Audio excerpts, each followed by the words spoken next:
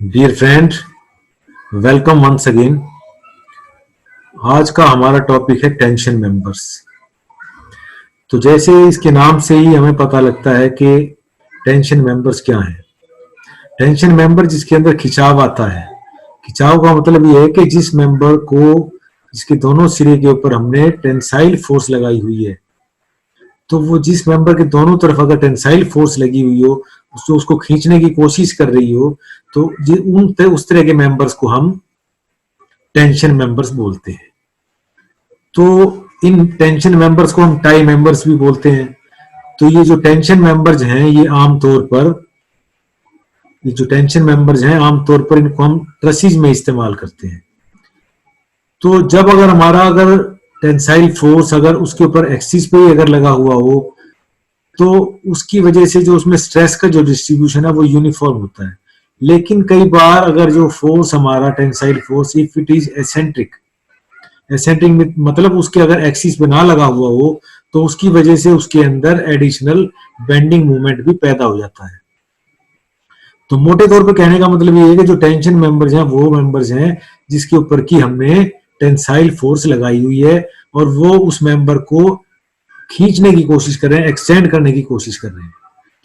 तो in tension members को बनाने के लिए जहां पर हम इनका इस्तेमाल करते हैं, तो उनके लिए हम उनको बनाने के अंदर टेंशन मेंबर्स को बनाने के लिए हम रॉड का, बार का, जैसे दिखाया गया है कि आपको, जैसे ये स्क्वायर रोड है, सर्कुलर रोड है, इनका इस्तेमाल कर सकते हैं। तो जैसे आपको बताया कि जो टेंशन मेंबर्स हैं इनको हम ट्रसीज में इस्तेमाल करते हैं। तो ट्रसीज में इस्तेमाल करने के लिए जैसे आपको दिखाया है कि ये सिंगल एंगल है, टी सेक्शन है, डबल एंगल है, इनका हम इस्तेमाल करते हैं। तो आमतौर पर क्योंकि ट्रस में इस्तेमाल होता है, तो जो मेन टाई मेंबर होता है, हमारा जो बॉटम कोड होती है, तो वो टाई मेंबर होता है। तो उसके लिए हम डबल मेंबर का इस्तेमाल करते हैं, कई जगह पर हम सिंगल का भी इस्तेमाल करते हैं। अब इसके बाद जो ये आपको दिखाया गया है, ये टेंशन मेंबर्स के लिए हम बिल्टअप सेक्शंस हैं। बिल्टअप जैसे पहले बहुत बार आया ये बात, बिल्टअप का मतलब ये है कि जिसके अंदर की हम कुछ सेक्शंस को मिलाकर, उनको कंबाइन करके हम उसके अंदर एक सेक्शन बना देते हैं, तो उनको हम बिल्टअप सेक्शन बोलते हैं। जैसे इसमें दिखाया दो एंगल्स हैं, डबल एंगल है, इसके अंदर चैनल्स को हमने मिक्स कर दिया है। ये हमारा आई सेक्शन है, दो आई सेक्शन मिलाकर बना दिए हैं। जैसे कुछ वायर्स हैं उनको इकट्ठा कर दिया। तो इस तरीके से जो ये हमारे टाइप ऑफ टेंशन मेंबर्स हैं। तो जो टेंशन मेंबर के अंदर जो सबसे इंपॉर्टेंट पार्ट होता है उसके अंदर, वो उसका होता है net sectional area. Net sectional area का मतलब ये है कि जब किसी चीज पे लोड लगाते हैं, तो उसके अंदर, जैसे अगर हमारा रिवेटेड जॉइंट है, तो रिवेटेड जॉइंट के अंदर उसके अंदर होल्स होंगे। तो जहां पर भी होल होंगे, जो रिवेट बनाने लगाने के लिए जब हम उसके अंदर होल बनाएंगे, तो होल बनाने से उसका जो नेट एरिया है वो कम हो जाएगा। तो नेट एरिया कम हो जाएगा, तो वहां से ही हमारा वो सेक्शन वीक हो जाएगा। तो इसीलिए जो टेंशन मेंबर होते हैं, इनके अंदर सबसे इंपॉर्टेंट बात यह है कि हमें जहां पर वो टेंसाइल फोर्स लगी हुई है, तो उस टेंसाइल फोर्स को काउंटर करने के लिए हमारा नेट सेक्शनल एरिया कितना अवेलेबल है, ये सबसे इंपॉर्टेंट बात है टेंशन मेंबर के अंदर, कि हमें नेट सेक्शनल एरिया पता होना चाहिए।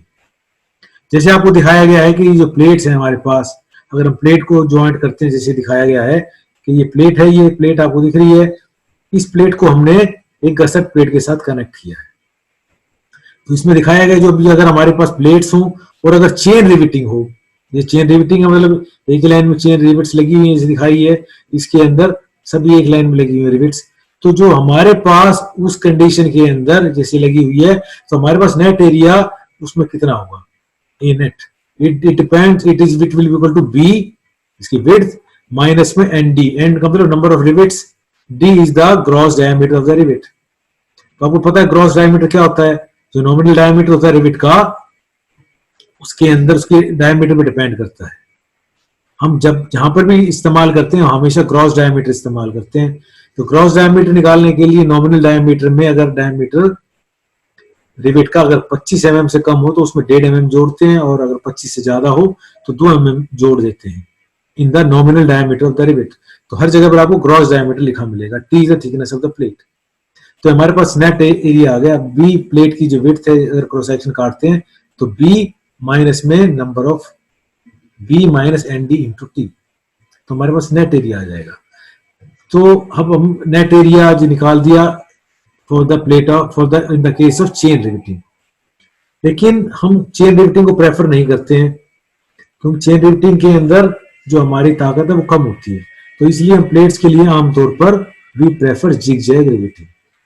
तो जब हम जिगजैग रिवेटिंग करते हैं तो जिगजैग रिवेटिंग करने के अंदर जैसे आपको फार्मूला दिख रहा है बी माइनस एन डी, तो वही चीज है, पिछले वाली चीज है। इसके अंदर हमें कुछ एडिशनल एरिया मिल जाता है जैसे दिखाया गया इसके अंदर।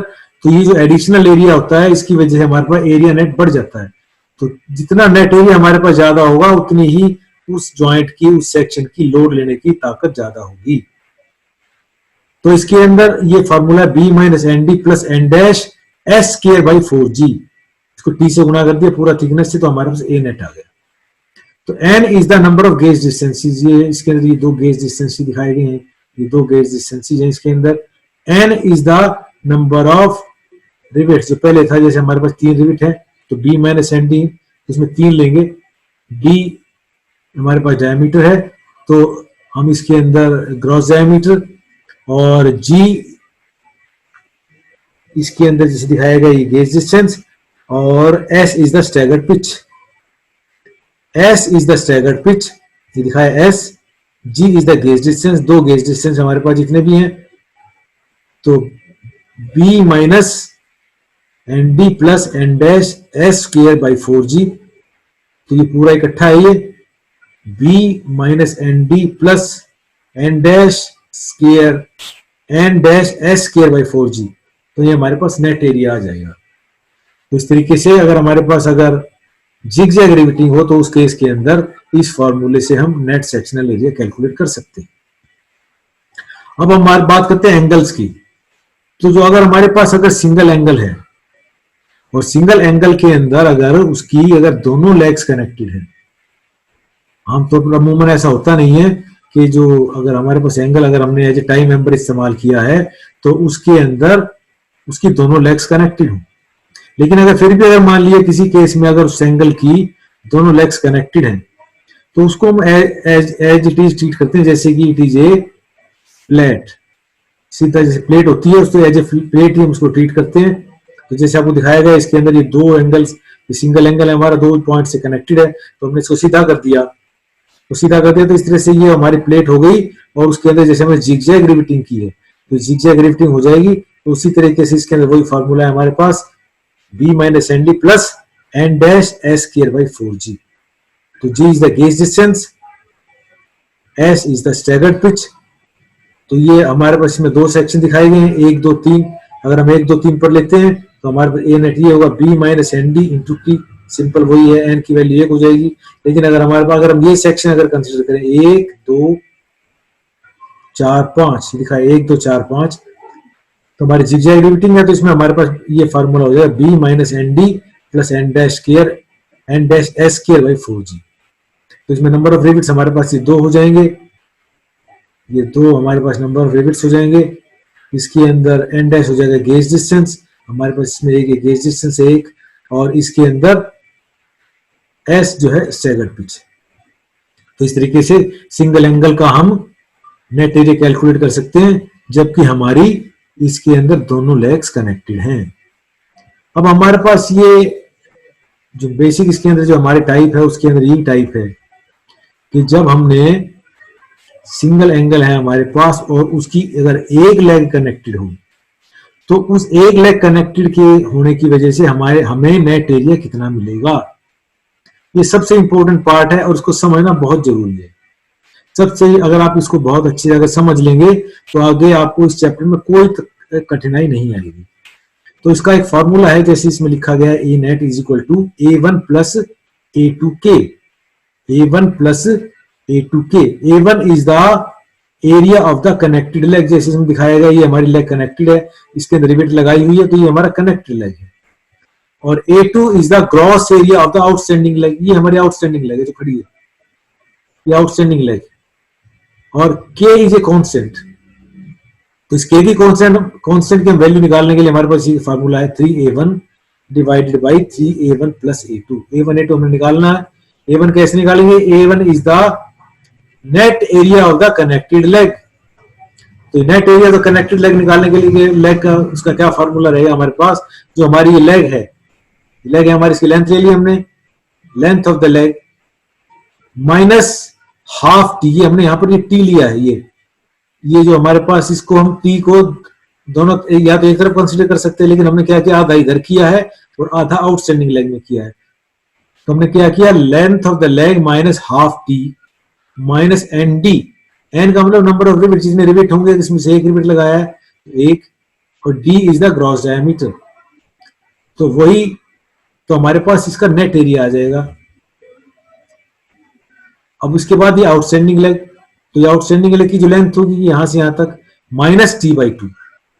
ये हमने टी बाई टू जो थिकनेस है इसका आधा ले लिया, टी बाई टू। तो हमारे पास ये लेंथ आ गई इस लेग की, यहां तक मतलब आधा घटा दिया हमने इसके अंदर आधा लेग में से, तो हमारे पास लेंथ आ गई और उसको हमने थिकनेस से गुना कर दिया, तो हमारे पास A2 आ गया। तो इस तरीके से A1 A2 हमें पता लग गए, A1, और इस फार्मूले में हमने पुट कर दिया A नेट। तो इस तरीके से अगर हमारे पास सिंगल एंगल हो विद वन लेग कनेक्टेड हो तो हमारे पास नेट एरिया कितना होगा। बहुत इंपॉर्टेंट फार्मूला है, इसको आप बहुत ध्यान से पढ़ेंगे। A net is equal to A1 plus A2 के। अब हमारे पास आता है कि अगर हमारे पास अगर डबल एंगल हो, अभी सिंगल एंगल था, अब डबल एंगल है, a pair of angle place back to back connected by one leg on same side of the gusset plate. तो जैसे दिखाया गया, ये गसेट प्लेट है हमारी, इसकी सेम साइड है, एक ही तरफ हमने इसको कनेक्ट किया है।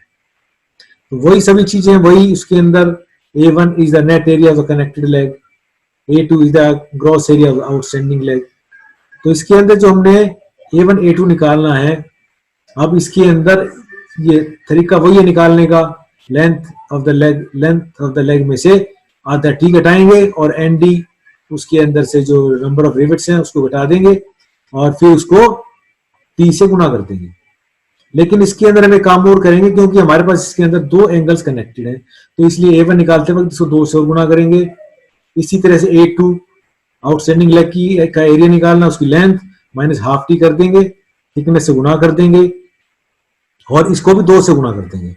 तो हमारे पास टोटल एरिया आ जाएगा कनेक्टेड लेग का और आउटस्टैंडिंग लेग का, और बाकी सभी चीजें वही है। लेकिन इसके अंदर के का जो फॉर्मूला है हमारे पास वो अलग है, के is equal 5A1 divided by 5A1 plus A2। इसमें 5 लेना है, उसमें 3 था, 5A1 divided by 5A1 plus A2। तो के की वैल्यू यहां से निकल जाएगी, यहां पर पुट कर देंगे के की वैल्यू, A1 A2 हमने निकाल लिया है, ए हमारे पास C नेट आ जाएगा। तो इस तरीके से हम, अगर हमारे पास अगर डबल एंगल है लेकिन उनको हमने सेम साइड प्लेस किया है, इसमें सबसे इंपॉर्टेंट चीज यही है नोट करने की, place on the same side of the gusset plate, place back to back on the same side of the gusset plate. अब हमारे पास नेक्स्ट केस है, जैसे लिखा है pair of angle connected by one leg on both side of the gusset plate. तो हमने angle को गसेट प्लेट के दोनों तरफ लगाया है, जैसे दिखाया गया है। इसके अंदर बीच में गसेट प्लेट है और दोनों तरफ एंगल्स लगे हुए हैं। तो ये सबसे आसान है इसमें ग्रॉस एरिया निकालना, इसमें इसका नेट एरिया निकालना। इसमें सिंपल आपको क्या करना है, सिर्फ जो ये हमारे पास स्टील टेबल से ये दो एंगल जो आपको दिखाए गए हैं, एक एंगल का आप स्टील टेबल से नेट ग्रॉस एरिया ले लेंगे, उसको 2 से गुणा कर देंगे तो हमारे पास ग्रॉस एरिया आ जाएगा इन दोनों एंगल्स का। और माइनस में हमें सिर्फ क्या करना है, जो आपने ये रिवेट लगाई हुई है, इस रिवेट के लगाने की वजह से ये जो एंगल है हमारा, इस एंगल का कितना एरिया कम हुआ, उसमें कितना डिडक्शन हुआ, वो सिर्फ आपने उसमें से डिडक्ट कर देंगे। सिर्फ एंगल का एरिया, मतलब जो रिवेट की वजह से जो हमारा एरिया कम हुआ वो हम घटा देंगे, तो हमारे पास नेट एरिया आ जाएगा। Deduction gross area minus deduction of the rivet hole. Deduction of rivet hole निकालने के लिए क्या करेंगे, n is the number of rivets, D is the gross diameter and t is the thickness of the angle. तो इसके अंदर ये एक रिवेट होल का आ गया है। अब उसको अगर जितनी रिवेट होल थी, अगर 2 थी, 2 से गुणा कर देंगे तो हमारे पास टोटल डिडक्शन आ जाएगा। तो ये तरीका है इसके अंदर सिर्फ इसको एरिया कैलकुलेट करने का। अब जैसे ये हमारे पास इस तरीके से we can calculate the net area. तो बहुत ही इजी चैप्टर है, सिर्फ इसके अंदर हमें सबसे ज्यादा इसके अंदर ध्यान देना है कि हमारे पास नेट एरिया अवेलेबल कितना है। कोई भी केस है, single angle, double angle, placed on same side, placed on both side. तो अब हम बात करते हैं इसके अंदर के जो टेंशन मेंबर के अंदर हमारी अलाउएबल स्ट्रेस कितनी होती है। तो जैसे आपने टेंशन पहले भी पढ़ा है, रिवेट केस में भी उसमें बताया था सिग्मा 80 की वैल्यू। तो जो सिग्मा 80 जो होती है हमारी परमिसिबल वैल्यू होती है 0.6 fy, where fy is the yield stress, minimum yield stress, Newton mm पर mm स्क्वायर। yield stress हम 250 न्यूटन पर mm स्क्वायर लेते हैं, तो उसकी वजह से हमारी सिग्मा 80 की वैल्यू 150 न्यूटन पर mm स्क्वायर है। अगर कहीं पर हमें न्यूमेरिकल में इसकी जरूरत पड़ती है, अगर दे रखा है तो वेल एंड गुड, अगर नहीं दे रखा है तो हम उसको 150 न्यूटन पर mm स्क्वायर मानकर कैलकुलेट करते हैं। तो ये इसमें गलत लिखा है परमिसिबल अलाउएबल, ये हमारे पास स्ट्रेंथ का फॉर्मूला है। This is the formula to calculate the strength. ये इसमें गलत लिखा है परमिसिबल अलाउएबल स्ट्रेस, ये पिछला यूं कहीं कॉपी हो गया है, लेकिन ये हमारे पास जो फॉर्मूला है टेंसाइल स्ट्रेंथ निकालने का। अगर हमें किसी भी टेंशन मेंबर की ये निकालनी है कि कितनी लोड कैरिंग कैपेसिटी है, एक हमारा टेंशन मेंबर कितना लोड कैरी कर सकता है, तो उसके लिए बहुत सिंपल सा फॉर्मूला है। अभी जैसे हमने पीछे पढ़े हैं कि हमारे पास नेट एरिया कितना होगा, कोई भी सेक्शन का नेट एरिया जितना आएगा उसको सिर्फ हमें परमिसिबल स्ट्रेस से गुणा कर देनी है। जैसे अभी आपको बताया है कि परमिसिबल स्ट्रेस जो सिग्मा 80 होती है 150 होती है, वो 150 से हम गुणा कर देंगे सिर्फ हमारे पास, तो वो ये हमें पता लग जाएगा कि हमारा एक टेंशन मेंबर कितना लोड ले सकता है। तो बहुत ही सिंपल है, मैं बार बार आपको ये बता रहा हूँ, सिर्फ आपको नेट एरिया कैलकुलेट करना आना चाहिए। तो नेट एरिया के 2-3 फार्मूले आपको बताए गए हैं, उनका इस्तेमाल करेंगे, नेट एरिया निकालेंगे, स्ट्रेस हमें पता है, गुणा करते हैं। तो जैसे कि न्यूमेरिकल हम चेक करेंगे, करके देखेंगे। तो इसमें दिखाया गया है आपको एक रूफ ट्रस है, जिसके अंदर क्योंकि ये जैसे बताया मैंने, क्योंकि ये टाई मेंबर्स रूफ ट्रस में इस्तेमाल करते हैं, तो हर जगह पर आपको ये लिखा हुआ roof truss A diagonal consists of an ISA 16 to 16 to 8 mm. It is connected to a gusset plate by one leg, only by 18 mm diameter rivet in one chain line along with the length of the member. To determine the tensile strength of the member, take sigma 80 is equal to 150 Newton पर mm square. तो सिर्फ आपको क्या करना है, ये जो angle लगा हुआ है आपका, हमें इसके अंदर इस एंगल का नेट एरिया कैलकुलेट करना है कि हमारे पास कितना नेट एरिया अवेलेबल होगा। ये 2 लेग्स हैं, लेग्स का L1 L2 निकाले, A1 A2 निकालेंगे और फिर वो फार्मूले में पुट कर देंगे, A net is equal to A1 plus A2 के, हमारे पास नेट एरिया आ जाएगा, स्ट्रेस से गुणा कर देंगे, हमारे पास स्ट्रेंथ आ जाएगी। तो जैसे आप देख सकते हैं इसमें दिखाया गया ये ISA 16 to 16 to 8, ये आपने सबसे पहले नॉमिनल डायमीटर दी है, डायमीटर का आपको बताया है। तो सबसे पहला काम हमारा ये होता है कि ग्रॉस डायमीटर निकालना। ग्रॉस डायमीटर निकाल दिया, 1.5 mm जोड़ दिया, 19.5 mm गया। तो अब हमें निकालना है A net A1 plus A2 के, where K is this। तो A1 निकालना हमें, A1 is the length of the connected leg। तो हमें क्या करना है, length of the leg 60 mm minus half D, 8 mm thickness थी, इनटू में NDN1 और D ग्रॉस डायमीटर 19.5 गुणा कर दिया, नेट एरिया आ गया, A1 आ गया। इसी तरह से A2 आपने कैलकुलेट कर दिया, length of the leg minus half into thickness, वही जैसे मैंने आपको बताया, T/2 इसमें घटाएंगे, T/2 इसमें से घटा देंगे, तो हमारे पास ये नेट एरिया आ गया A2। A की वैल्यू निकाल देंगे, simple formula 3A1 divide by 3A1 plus A2, A1 A2 में पता है, डाल दिया इसमें वैल्यू, A नेट आ गई। तो हमारे पास ये K की वैल्यू आ गई, सिर्फ अब आपको A नेट निकालना है, तो A1 प्लस A2 के, ये हमारे पास एरिया आ गया, नेट एरिया 558.57 mm स्क्वायर। तो अब आप स्ट्रेंथ निकालें सिर्फ ए नेट इंटू सिग्मा 80। तो बहुत सिंपल है, ए नेट आपने कैलकुलेट किया, सिग्मा 80 आपको दे रखी थी, 1.5 से गुणा कर दिया, टेंसाइल स्ट्रेंथ। तो बहुत सिंपल सी सवाल है इसके अंदर, सिर्फ ये आपको ए नेट अगर आपको पता हो तो आप टेंसाइल स्ट्रेंथ निकाल सकते हैं। ये दूसरा हमारा टाइप है, इसमें हमने दोनों को कवर करने की कोशिश की है, जिसके अंदर हम place back to back is longer leg connected on both sides of the gusset plate, दिखाया गया इसके अंदर both sides of the gusset plate, 22 mm diameter rivets placed back to back with a longer leg connected on the same side of the gusset plate। तो अगर हमें जैसे पहले दिखाया गया इसके अंदर connected back to back with their longer leg connected on both side। तो पहले both side दे रखा है, तो पहले both side वाला करेंगे, फिर उसके बाद सेम साइड वाला करेंगे। तो जैसे देखिए हमारे पास both side तो सबसे आसान है, ग्रॉस डायमीटर आपने निकाल लिया, 1.5 mm जोड़ दिया। अब इसके अंदर आपको जो एंगल था उस एंगल का आपको एरिया पता होना चाहिए, नेट एरिया ग्रॉस एरिया इस एंगल का। तो आपको क्या करना है, ग्रॉस एरिया में से रिवेट होल का एरिया घटाना है। तो ग्रॉस एरिया आपको दे रखा है एंगल का 1538 mm स्क्वायर। तो आपको एरिया पता लग गया। अब आपने क्या किया, इसके अंदर से deduction of the rivet hole कर दिया, d into t, d diameter, उसमें एन डी टी लिखा था, तो एन का मतलब एक रिवेट का घटा दिया आपने, 23.5 गुणा में 8, ये एरिया आ गया एक रिवेट होल का। ये यहाँ से इतना रिवेट होल कम हुआ हमारा एरिया, ये दिखा जो मैं आपको दिखा रहा हूँ पॉइंटर से, इतना एरिया हमारा कम हुआ है। तो हमने ए नेट निकाल दिया, 2 से गुणा कर दिया क्योंकि 2 एंगल्स हैं, ए नेट आ गया हमारे पास। सिंपल स्ट्रेंथ निकाल दी, ए नेट इंटू में सिग्मा ए टी। बहुत सिंपल है, सिर्फ आपको ग्रॉस एरिया लेना था एंगल का और उसमें से रिवेट होल का एरिया घटाना था। अब हमारे पास नेक्स्ट टाइप है, इसके अंदर सेम साइड जो गसट प्लेट है, सेम साइड के अंदर हमारा फार्मूला बदल जाता है A1 प्लस A2 के। A1 जैसे मैंने आपको बताया था, निकालना है area of the connected leg 2 into the length of the leg minus half thickness minus MD। तो वही आपने किया, कनेक्टेड लेग की लेंथ में से ही आपने निकाल दिया।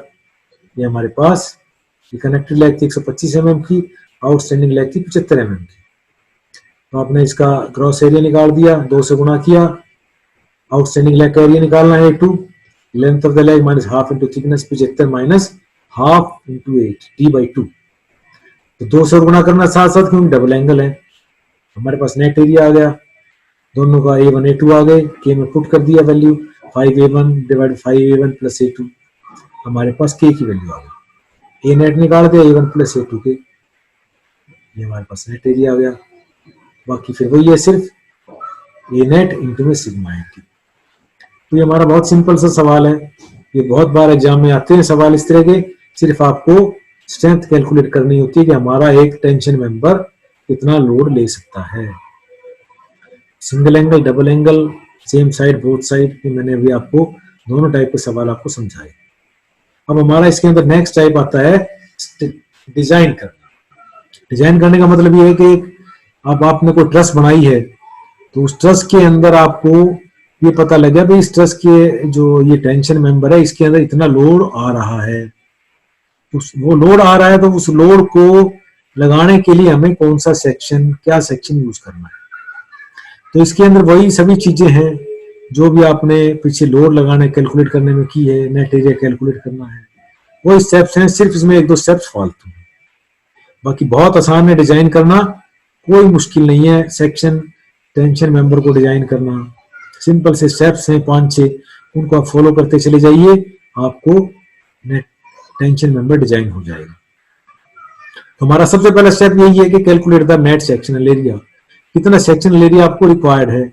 तो वो फार्मूला है हमारे पास नेट सेक्शनल एरिया निकालने का। जैसे आपको लोड निकालने का फार्मूला पता था, कितना लोड ले सकता है, तो load is equal to stress into में एरिया। अब हमें एरिया चाहिए, तो एरिया के लिए क्या करेंगे, load divided bye stress. Load आपको एक्सी लोड पता है कितना उस पर लगेगा, क्योंकि वो दिया होगा हमें, लोड पता है, स्ट्रेस से डिवाइड कर देंगे सिग्मा ए टी से। तो अगर दे रखा हो कोई स्ट्रेस तो वो लेना है, अदरवाइज 150 न्यूटन पर एमएम स्क्वायर ले लेंगे। अब हमारे पास एरिया आ गया। अब ये एरिया जो है हमारे पास, अब हमें इसके अंदर से इतना हमें नेट एरिया चाहिए।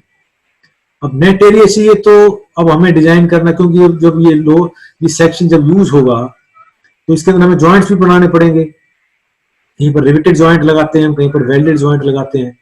तो अगर जब अब ये जो सेक्शन यूज होगा, अगर हम रिवेट से जॉइंट लगाते हैं एंड्स के ऊपर, तो फिर हम क्या करेंगे, जो सेक्शन हम चूज करेंगे उस सेक्शन का हम जो ये भी आपने एरिया कैलकुलेट किया है, इस एरिया को थोड़ा सा बढ़ा देंगे 20 से 40%। अगर हमें एंड के ऊपर अगर रिवेट जॉइंट लगाने हैं तो तो जो अभी इसमें फिर बता रहा हूँ आपको, नेट एरिया को we will take more area 20 to 40% for having riveted joint. और अगर वेल्डेड ज्वाइंट अगर आपको करना है तो उसमें भी थोड़ा सा एरिया हमारा डिडक्ट होता है, रिड्यूस होता है, तो उसके इसमें सिर्फ हम 10% एरिया को बढ़ाएंगे। क्योंकि जैसे आपको पता है कि जब रिवेट लगेगी तो हमारा उसमें होल निकल जाएंगे एंगल में से, तो उससे हमारा नेट एरिया कम हो जाएगा। तो उसको कंपनसेट करने के लिए हम पहले ही एरिया को बढ़ा देते हैं। अब उसके बाद हमारा नेक्स्ट स्टेप यही है कि जो आपका नेट एरिया आया, हमें इतना ये अब ये एरिया बढ़ाने के बाद जितना एरिया हमारे पास हो गया उसके बराबर हमारे पास, उससे थोड़ा ज्यादा या उसके बराबर लगभग, उससे कम नहीं, हमें स्टील टेबल से सेक्शन को चूज करना है। Calculate the net section area of the selected section. तो ये नेट एरिया हमने सेलेक्ट कर लिया। अब हम चूज करेंगे check the net sectional area. अब उसके बाद हमने क्या किया है, then net area calculated from the trial section should be slightly greater than the required area. If it is so, okay. Otherwise, try some other section. ये हमने अभी पीछा जो स्टेप था, अब हमने सिलेक्शन कर लिया है दूसरे पॉइंट के अंदर। तीसरे पॉइंट के अंदर अब हमने क्या लिखा है, calculate the net sectional area of the selected section. फिर मैं आपको बता रहा हूं, दूसरे स्टेप में हमने एरिया को बढ़ाया, जो सेक्शन आया उसके हिसाब से हमने सिलेक्शन को उसका चूज किया, और चूज करने के बाद फिर हमारा जो तीसरा स्टेप था, जो हमने पहले जो पिछले पढ़े हैं, जो पिछला जो हमारे जो न्यूमेरिकल जो उसमें बताया गया था कि भाई नेट सेक्शनल एरिया कैसे कैलकुलेट करना है। सिंगल एंगल है, डबल एंगल है, single angle with 1 leg connected, 2 leg connected. तो उसमें जो हमने फॉर्मूले बताए थे ए नेट एरिया नेट निकालने, तो वो नेट एरिया आपको ये स्टेप 3 में करने हैं। स्टेप 2 के अंदर आपको इसको जो एरिया जो आपका सेलेक्ट हुआ, आपने जो नेट एरिया निकाला उसको इंक्रीज कर दिया। इंक्रीज करने के बाद फिर आपने उसको बढ़ा दिया। बढ़ाने के बाद जो एरिया आया उसके मुताबिक आपने सेक्शन को चूज किया स्टील टेबल से, और फिर जो सिलेक्टेड सेक्शन था उसका हमने as per our end conditions, as per our joint, हमने नेट एरिया कैलकुलेट किया।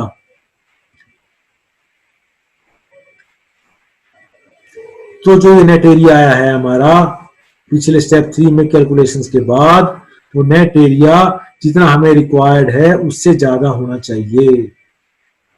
अगर वो उससे ज्यादा है तो इसका मतलब ये है कि जो आपने सेक्शन चूज किया है वो करेक्ट है। अगर वो ज्यादा नहीं है, कम आता है, इसका मतलब ये है कि वो लोड उतना नहीं ले पाएगा। तो load is equal to stress into area. Stress fix है 150, एरिया कम हो गया तो लोड कैरिंग कैपेसिटी कम हो जाएगी, इसलिए आप नया सेक्शन चूज करेंगे।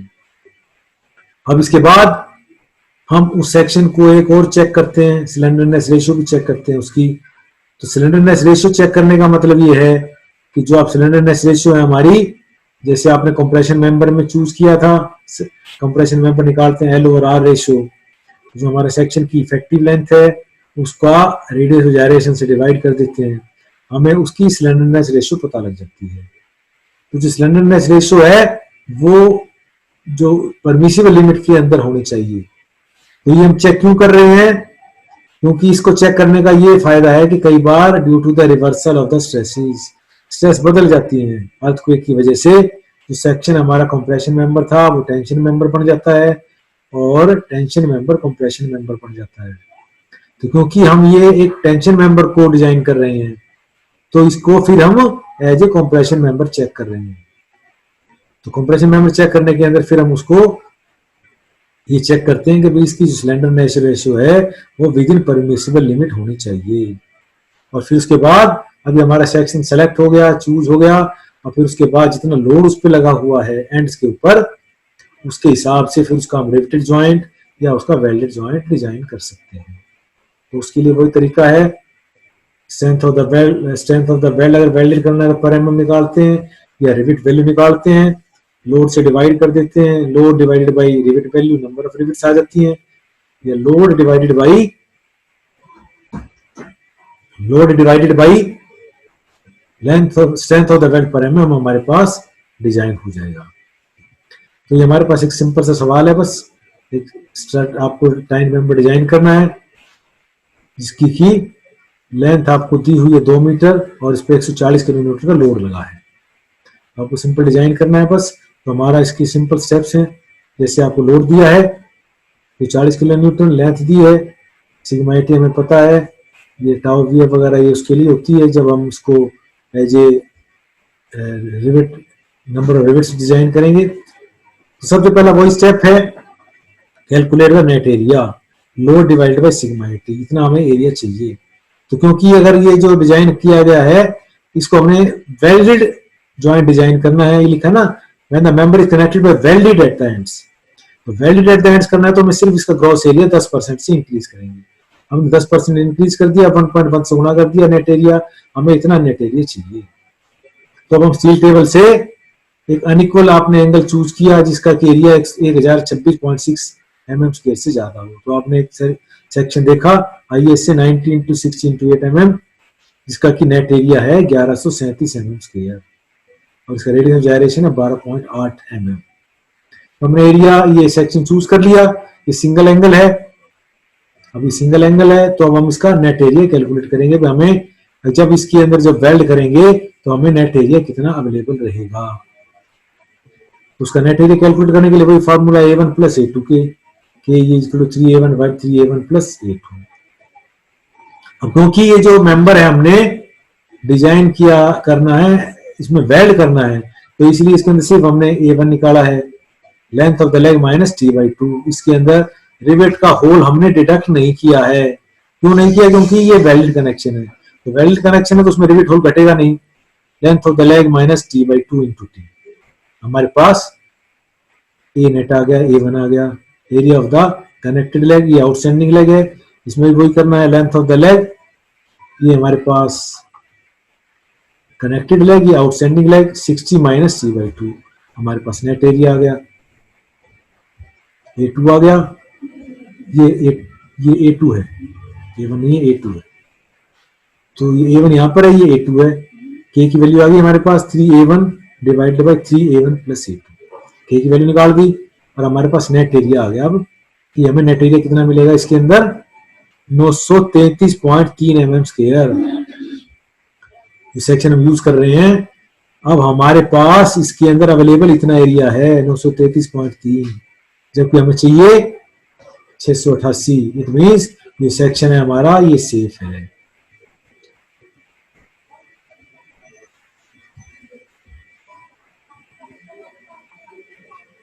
तो इस तरीके से आपने देखा कि ये जो एरिया हमारे पास मिल गया, तो ये हमारा जो एरिया सेफ हो गया, जितना हमें चाहिए था उससे ज्यादा एरिया है।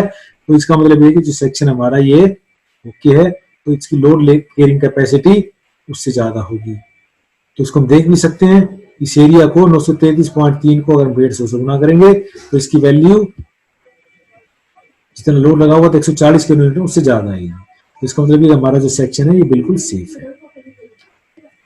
तो इस तरीके से हम सिंगल एंगल, डबल एंगल, कुछ मर्जी हो उनको हम सेलेक्ट कर सकते हैं, उनको हम चूज कर सकते हैं और उसको चेक कर सकते हैं। तो ये हमारा बहुत ही सिंपल से सवाल है। टेंशन मेंबर के अंदर कभी मर्जी चाहे कर सकते हैं और इसके अंदर आपको कोई किसी तरह की कोई प्रॉब्लम नहीं आई, बहुत सिंपल है। तो thanks you once again for watching this video.